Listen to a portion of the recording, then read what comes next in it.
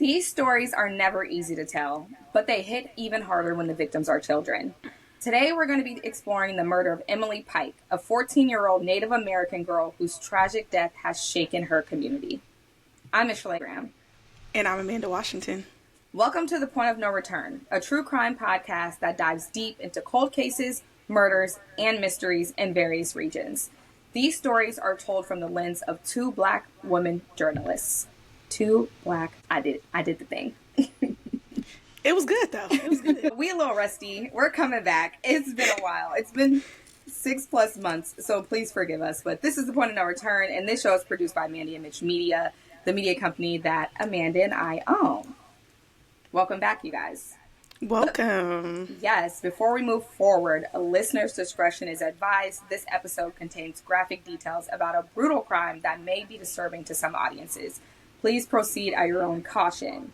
Without further ado, let's jump into it.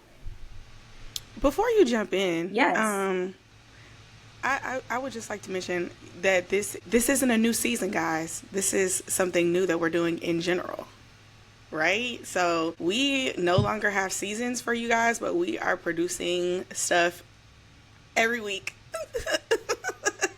for you guys to have, so you really enjoy and are able to take in everything you can take in and interact with us. So it is just a new season for all of us. Michelai and I are in 2 new places also. So our backgrounds, if you're familiar with them from Instagram, might look a little different. And if you're new here, welcome. So yes, we are doing a new thing, and we're so excited that you guys are joining us. But go ahead, Mish. Yes, now that you mention it, I have switched from a Brooklyn baddie to a Harlem hottie.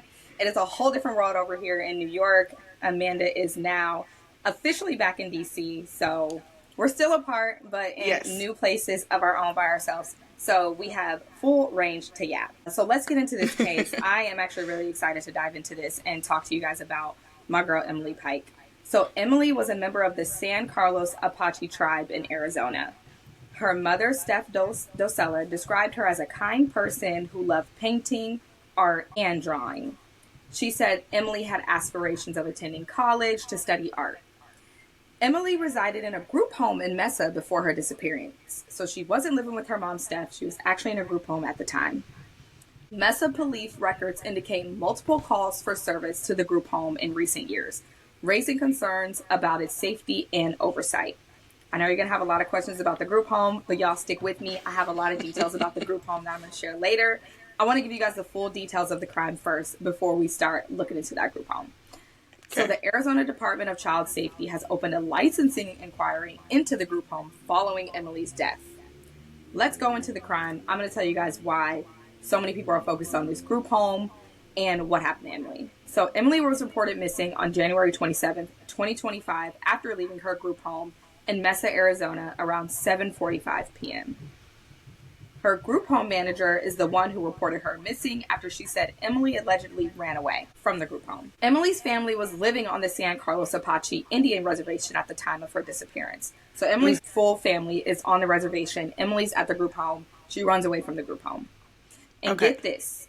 Steph said Emily's case manager didn't tell her that Emily was missing until a week after the report was made. So, wow. Yes, Emily disappeared on January 27th. Her mother didn't find out until a week later. Emily was last seen on foot near Mesa Drive and McKellips Road. Her case went cold for a few weeks until February 14th, 2025, Valentine's Day. On this day, Emily's dismembered remains were discovered in garbage bags along the US 60 highway near Globe, Arizona, which is approximately 80 miles from where she was last seen. 80 miles. So she's 80 miles from where she's supposed to be at. That's a lot. Like, let's just in trash bags. Yes, and let's just unpack that for a second before I go on and give you a little bit more details about the crime. Yeah. Being 80, I'm thinking about just juking and driving around New York. 3, 4, 5 miles to me is a lot. Jersey right here, and I'm still not going over there. Shoot. So, like, when you think about 80 miles in, like, the span of travel that she either, you know, ran away to or someone got, you know what I mean, or someone snatched her and took her somewhere else. 80 miles is a lot. It's a long way to go at that age. Yeah, I'm wondering if she was just dumped there, though, and if she actually traveled all the way there, you know? This is true. So police don't think that she was killed in that area, of course, because it's off a highway. But when I hear stories like this, and I feel like we've covered a couple of these cases where victims are in one place, they're from one area, and they're found in a completely different state, in a completely different area. I'm like, okay, did they run into someone on their travel? Because it just opens up the span of suspects, especially with her being a runaway. I'm like, did she meet someone on her travels? Did she go link up with someone that she knows? Like, did she herself travel over there and get into some trouble? It's unclear. So this part of the highway was a few miles away from the Jackson Butte recreational area. So there was a big kind of recreational area where a lot of people are likely passing through. So the Gillett County Sheriff's Office is leading the homicide investigation into Emily's death. Mm-hmm. Detectives found Emily's head and torso in one large trash bag. Her legs were put in a separate trash bag. But get this. Emily's arms and hands were not found with the rest of her body. And they have not discovered them. What do you make of that? So, to me, honestly, call 911. If you hear that ambulance outside of my window, I sent them. Call 911. Immediately, like. I'm wondering if she but I'm like, why not just clean the fingernails? Maybe that's too much. I'm like, did she have DNA on her fingernails, so they wanted to chop the hands off? Or did they do did she touch them? You know what I'm saying? Like, was there DNA on her hands and her arms? This also just reminds me of just, like, people who are into, like, torture. Yeah. And so I'm just like, did you want to chop her limbs off to torture her? My mind is going. My mind goes a million places, too, because those are just two very specific parts of the body to get rid of, right? And in my mind, if you go to the length of dismembering the body, you put the majority of the body in trash bags, dump it on the highway. Yeah. Whatever you did to dispose of the arms and the hands, why didn't you just do that with the rest of the body? Like, what was it about the arms and the hands? My only guess is that they kept it for some reason. I don't imagine they disposed of it if they disposed of the rest of it. Because in these cases, I'm like, we've covered a case like this where they got rid of the head and they left the rest of the body, and it's likely because the head told something about the crime that they didn't want to be known. Mm-hmm. Which, this could be the same case with the hands and the arms. With the hands and arms. But when you go to the lengths of dismembering it... Yeah, and I'm wondering if they just, like, clean cut off the arm. You know what I'm saying? Clean cut off the arms, and the hands and the arms are still attached. Yeah, you be getting too gruesome for me. I didn't look too much into... I actually didn't read this either. I didn't read too much. I didn't read this because... I'm gonna get to how these details even came out, but the details that I do have didn't say too much about the state of in which how the body was dismembered. Because that's a good point. Because like it wasn't clean cut. Because that's just so specific. Yeah, it's like her arm and her hands. You know, I would think her full arm. If somebody said her arm, I would be like, oh, okay, that's including the hand. But I guess that's relative, right? Like it depends on who you are. Because somebody would be like, well, where's the hands? And I'm like, attached to the arm. This is true. I don't know. I think it was reported in this way, and now that I'm saying it, I'm like, I myself think I picked up saying it in that way from just all of the reports I read about it, because they said it in that way, but I think it's because her body was dismembered. Yeah, and so they're thinking of everything in groups, every piece, every part of the body in groups, in pieces, literally. So, an internal memo containing details about the condition of Emily's body was leaked on social media, on Facebook, causing public outrage. So, the sheriff's department that is overlooking the case, they had no intention of sharing with the public the state, at this time, the state of what Emily's body was found in or any details about her case in general. This is what made Emily's case go viral. A memo from the sheriff's department was leaked on Facebook, and it caught traction, and that's how a lot of people started to find out about who she was. Because if you look at the dates, this happened in February, and it started kind of catching traction in the beginning of March. So her body had been found, 2 weeks. It took about 3 weeks for people online to be like, what's going on? And it's because that memo went viral. So the Gillett County Sheriff's Office and the San Carlos Apache Tribal Police said they were investigating Emily's murder, and due to the gruesome nature of the case, they wanted to gather more info before sharing with the public. I don't know if I believe this. That was their reasoning. That was their response. And they posted, the sheriff's department posted that on Facebook, to their Facebook, and shared it. Of like, oh, we were going to tell y'all, but we wanted to gather more information before we did. Tell them people that it's a killer out there dismembering bodies. And for some reason, the police department said they didn't think that there was a threat in the area. And so that's another reason why. What do you mean? You find a dismembered teenager And you don't think there's a threat in the area? Are y'all cool? I think with like I don't know about that. The only thing that gives me like some type of hope with this investigation is that they're working directly with the Apache Tribal Police, which is, you know, the tribal police attached to the reservation. So, which I have full confidence that they would want to know the truth, and so they're probably pushing the issue. But I don't know. I automatically I think of a dismembered person, teenager, old person, young person, whatever it may be. You find a dismembered body on the highway, is crazy, and you're telling me that you have no.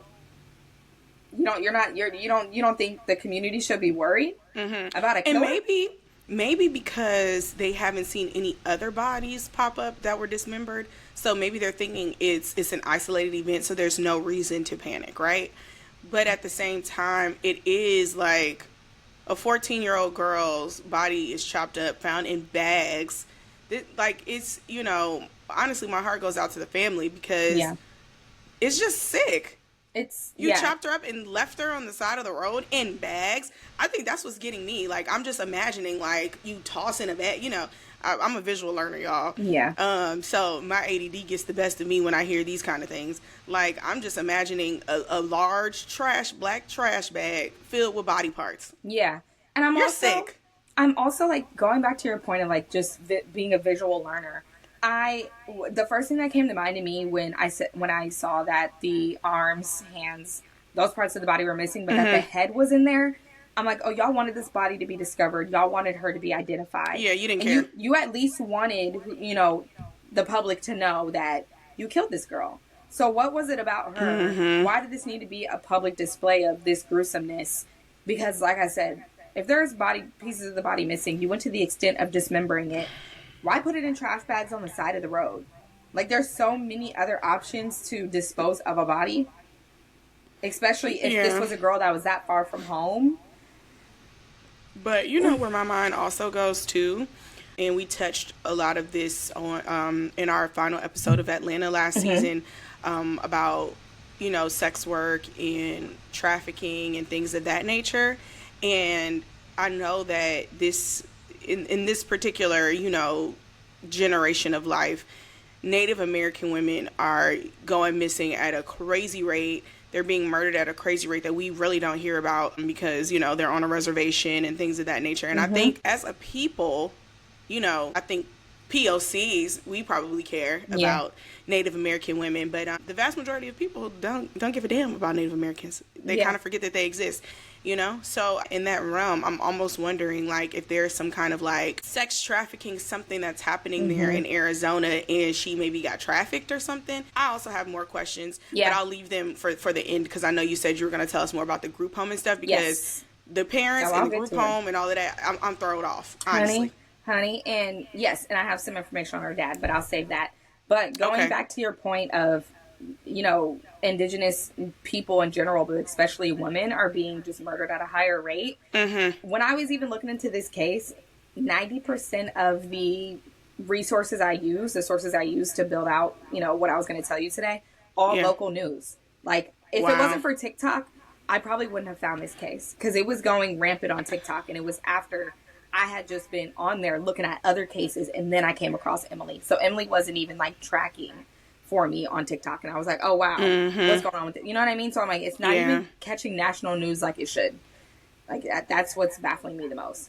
But well, you know what they say about murdered and missing people of color, women of color.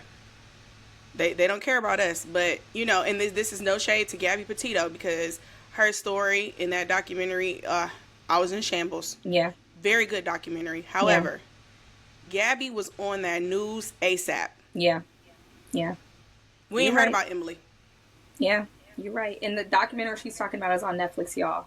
It's 3 parts, chilling. And I saw somebody on social media just talk about how sad it was that Gabby filmed 90% of her own documentary that she didn't know at the time was going to be after her death. She wanted to be an influencer, and she ended up doing it, but it was in death. Yes. But what I will say is, shout out to Gabby's family, because there was a piece in the final part, and they really did. Her dad really talked about how, you know, he was like, dang, you know, are black women and women of color really going missing at an alarming rate. Nobody's talking about it, and they really shed light on how it is a disparity out there. So, shout out to Gabby's family. They've done a lot of work for missing women in general, missing people in general, and I love that they're not just focused on the blonde hair, blue eyed white women. So Yes. shout out to them. Absolutely. And I just loved how her dad was like so honest. He talked about how he was seeing that narrative on social media of like people just saying Gabby was only being covered because she was white, and it was pissing him off. Yeah. And he was like, I had to step out of my own reality and, do my own research, and everybody was right. So her parents got in the field. They were in the courthouses. Yep. They were getting local laws passed on, a group of questions that police have to start asking people that are involved in domestic disputes before they just let them go if they run Yep. into them, like Gabby and Brian when they were on the road. And I was just like, wow. And they do they've been doing a lot of philanthropic work. So shout out to them. But let's bring it back to Emily. No suspects have been named and no arrests have been made. Now, Emily's mother did tell news stations that police have 3 suspects, but for some reason haven't made any movement on them. Mm-hmm. I don't know how true that is because I couldn't definitively find anything to support that. But Emily's case has intensified calls for legislative changes to protect Indigenous communities. A lot of what we just talked about, Amanda. Yep. Vigils and rallies have been held across the country to honor Emily's memory and raise awareness about the crisis of missing and murdered Indigenous women and girls. So there is actually a new bill moving through Arizona's local government right now that would expand Amber Alert and Silver Alert systems to include missing Indigenous people.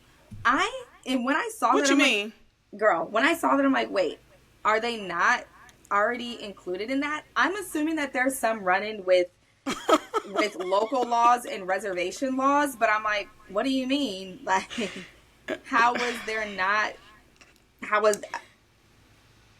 it's sick here. And there are certain laws that are state by state, which we know that. But I'm like, when I saw that, I had to look into it, and I was like, wow, there are these concentrated areas when you go more west. We don't see that as much over here. But there are a lot more areas and things that you have to consider with local laws, reservations. And from what I've seen, they honor the reservations before they honor the local laws. So I'm like, but is that really helping them? Because how is this not all a part of the same thing? Yeah, they need help. Yes, I don't like that. I didn't like that at all. Because I'm like, the first thing I thought about, with her body being found along the highway is, did she hitchhike? And if so, like, was anything caught on camera? Amanda, when I say they got nothing, they have nothing. They have nothing but her body. No cell phone, no nothing. No cell phone, not from what I read. Yeah, it's this is going to be a hard one to crack. But it is. Somebody knows something. Yes, it is, for sure. They did find that her face had been bludgeoned. So her face experienced some sort of trauma before she was dismembered. So that could have potentially been a cause of death. She could have experienced some blunt force trauma to her head before. And I'm like, I pray that she was not alive and tortured while she was getting dismembered. But that's the only thing that keeps me peace when I look at something like this. So let's discuss a couple of questions, right? And we'll probably riff on these for a little bit. Why wasn't Emily on the reservation with her family? So when I looked into, this social services in the area, the group home set up, her, mother, because her mother was still very much so involved in her life. So were her uncles and her aunts. Her uncle actually became the family spokesperson. So he was the one that was talking a lot to the news stations and just being more physically present in kind of the face for the family and, giving commentary to news outlets, which I'm like, okay, so her family is hyper involved. How did Emily end up in a group home? Group home, It's very unclear. I will tell you that her father is incarcerated, but the rest of her family has stayed active in her life and they all lived on the reservation. So let me give you some... Go ahead. I have a question, and I'm just thinking about like laws and stuff in this way. Do we know if the group home was on the reservation or is it off? The group home was not on the reservation, but it was near, and it was a group home that was known for taking in troubled kids, and it was also known for taking in kids who needed more resources. So I'm assuming this group home seemed to be widely used for children that maybe needed a more permanent home address or were looking for a different like educational or I don't know, just quality of life experience. This group Okay. home, there's a lot of kids of Emily's nature, similar to her background, that would go through this group home. Okay, so maybe like incarcerated parents or whatever the case may be. Yes, Okay, got you. yes. So, let me give you some more details about this group home, girl. I've been dying. So, police said the group home had a history of reporting children missing. This is what AZ Central, the news outlet, Shut said. it down.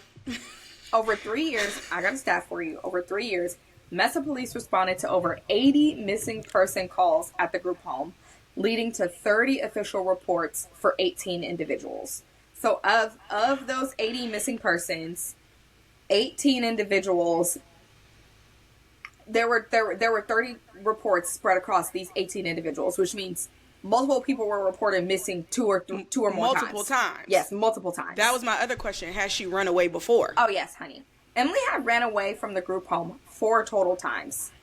Twice in 2023 and once in 2025 prior to her final disappearance. They need to tap in with that family, because I'm like, why is she in a group home for the last 2 years? She's been in there since she was 12, maybe? That's what it's giving. And then I'm like, okay, so she didn't run away in 2024. I want to know what year Emily had last year. I'm like, was she kind of getting to a healthier point, a more comfortable Maybe she was point? back home or something. And then something hit the fan and she was back running away at the beginning of the year. Because if you look at the timeline, if she ran away earlier this year before her final disappearance, that was January 27th. So I'm like, it's not that many. We had not been that many days into the year. So I'm like, maybe she also was running away for shorter stints of time. I'm assuming it wasn't longer stints of time. But the group home also received police calls for welfare checks, suicide attempts, and sexual assaults. They often receive police calls for those reasons as well, on top of missing persons. So this case is a mystery with no leads, but there is undoubtedly something really wrong with the group home setup. So I just want to talk about that for a little bit. For sure. It seems like, I told you, they're opening up, they're getting investigated, and their licensing is getting looked into. And from what I found, the state wasn't too much like looking into something that went wrong. They were just interviewing them in the case managers and the group home manager to ask if they went through the proper steps every single time one of these cases came about. And I'm like, y'all aren't concerned at the alarming rate of the cases. You just want to know if they made the calls at the right time and did the right communication. That doesn't sit right with me. Because if it's happening 80 times, you got 18 kids who are running away multiple times. I'm like, is there not a checklist of like, oh, this happened this many times. All right, we're going to do something about this. We're going to step in. I don't get that. I don't get that at all. But there's something fishy with the group home. And I'm like, I don't know if I have theories, but I'm like, for sure. You riffed on a little bit of if there was some sex trafficking or something going on. I'm like, there got to be some connection with. It could be through the group home. I'm like, are things funneling through this group home? Because I'm like, what I didn't find, and this is what I was trying to find. I'm like, it seems like a lot of the kids who ran away returned. And I'm like, were they running away or were they sent on assignment, if you know what I mean? Yeah. I'm like, because I assume that there's a checks and balance system. So if these kids aren't coming back, they have to say something about it. But also, we're probably aware of where they were going. I'm thrown off. I'm more than thrown off, girl. I'm like, it's something with the group home. And I'm like, It's I feel like definitely it's something that we're something unexpected is going on, but no one was saying a peep. There was an article that said an employee finally speaks out. That employee didn't say much. They weren't even direct quoted. I think they were just saying, we followed the rules. We did what we were supposed to do. And I'm like, that's all you got to say? And I wonder how long she was out there before somebody discovered her. That too, because I'm like, from when she went missing, January 27th to the 14th, that's almost 3 weeks. Yeah. So I'm like, there's no telling what happened in those 3 weeks. For all we know, she could have been on the run. She could have been doing something for a week, 2 weeks before her body turned up. I'm also wondering as well about just like toxicology reports, or like I wonder if they're still, because sometimes like when they do autopsies on cases like this, it can take months, right? Yeah, girl. And so I'm like, I'm wondering, like, was she drugged at any point? Like, did she have anything in her system? But that's something we might not know for a while. No, seriously. There hasn't been an update on suspects, autopsy report, theories, police from the police station, nothing. There hasn't been no updates or nothing. I like going back to the point of, if this did not go viral, like, what would be going on? Like, that's my biggest question. Had the information about the state of her body not been found and not been shared across the internet, would people know about Emily? Would we be talking about it? Would we be covering it today? Probably not. Probably not, yeah. We probably quite literally wouldn't have known, especially with us being on the East Coast. We wouldn't have heard about that. My family didn't even know what was going on. I had to tell them about it. In the negligence, right? That somebody is missing from a group home. I don't care if you're a ward of the state or not. If those people have parents who come visit them or whatever the case may be, and you know that they have family, I'm like, when did they tell police that she was missing? You know, like, a missing kid is a missing kid. And that, I think that's a thing that we've talked about for years now. Yeah. A lot of times they're like, oh, she's a runaway. She's missing. She's a minor. Like, it doesn't matter if they ran away; they're missing. Like, it's the same classification. But yeah. She went missing on the 27th, January 27th. They called it in on January 27th as well. Sorry, I didn't make that clear. But they called it in the same day. So and the police didn't even say nothing to the parents. Exactly. And I'm like, technically, this is why. When I was looking, the communication around how she ended up in the group home was very bizarre. Because I'm like, as much as her mom is talking, tell us why she was in that group home.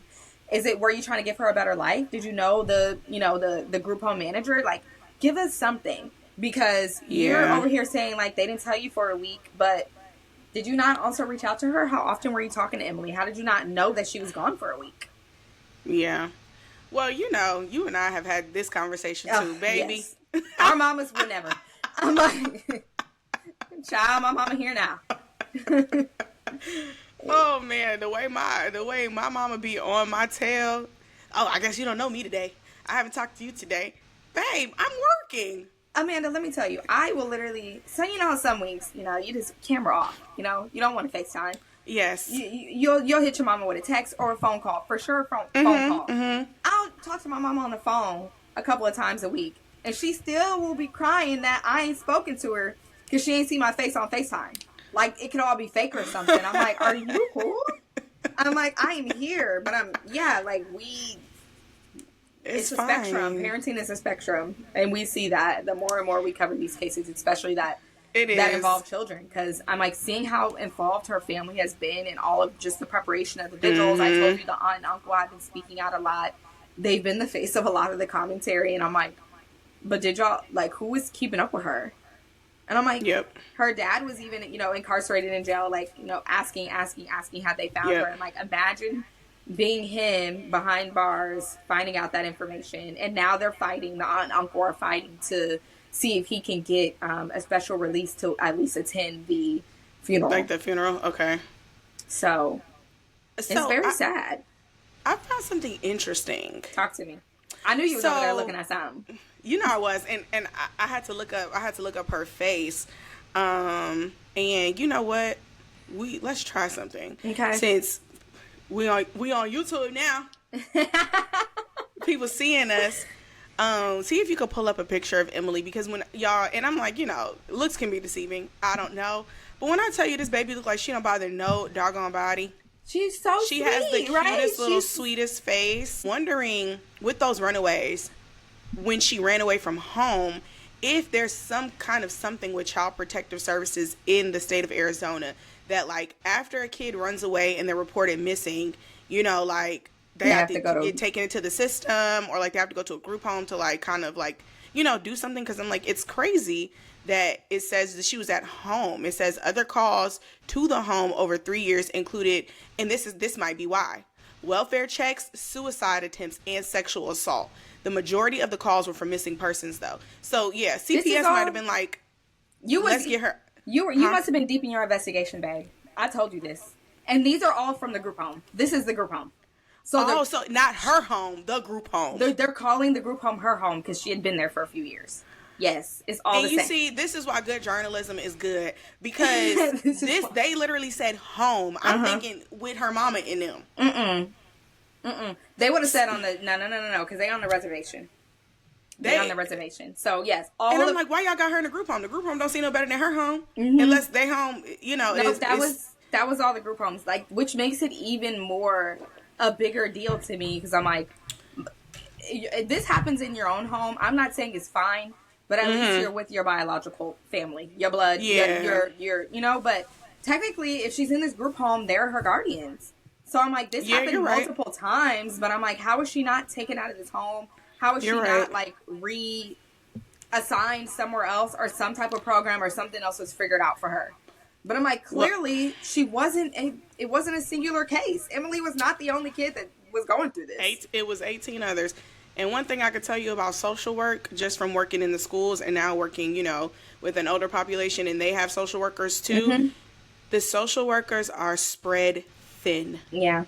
They are spread so thin, and it's so hard for them to, really accommodate everybody on their caseload.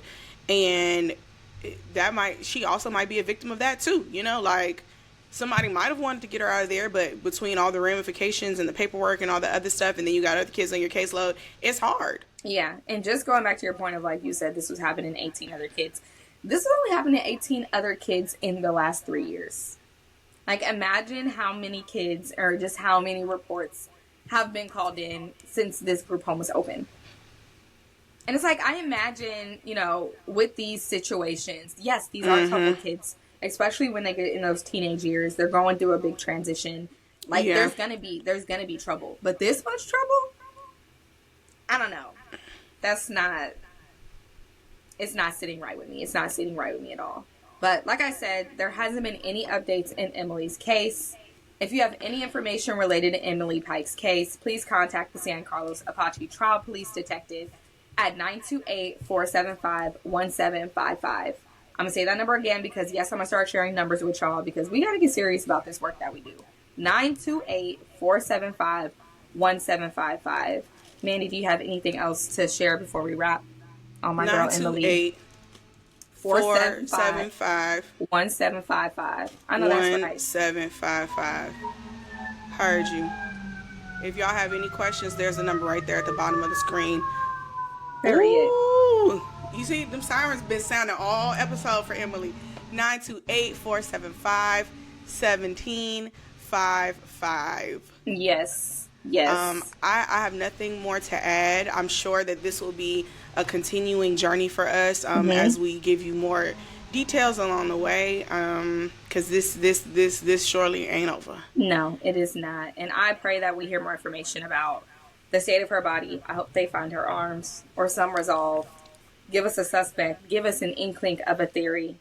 Something. Give us, some type of footage in that 80-mile stretch of, what could have happened to Emily, because right now there's nothing. And I find it hard to believe that if she ran away, that she's not on CCTV somewhere. So hopefully, and if she's ran away multiple times, did she go to a friend's house? Did she repeat, going to a location or an area or a person that she knew in the previous time she ran away? And put me on the investigation team at this point, because we need to know what happened to Emily. Get her down to Arizona, yes. Please do. Give us your theories in the comments. Tell us what you may think. It's always so interesting to hear you guys' theories and your thoughts. So, we come from a place of knowing investigative journalism, but we love to hear you guys' thoughts too, because you guys often spark things in our brains. That's all I got, Mich. Thank you. Thank you guys so much for joining us on this episode of The Point of No Return. Please subscribe and leave a review for us so we can help continue sharing these important stories. Leave some comments, reshare, yap with us, especially on TikTok. We heavy on there. And stay tuned for our next episode next week. See ya. Bye.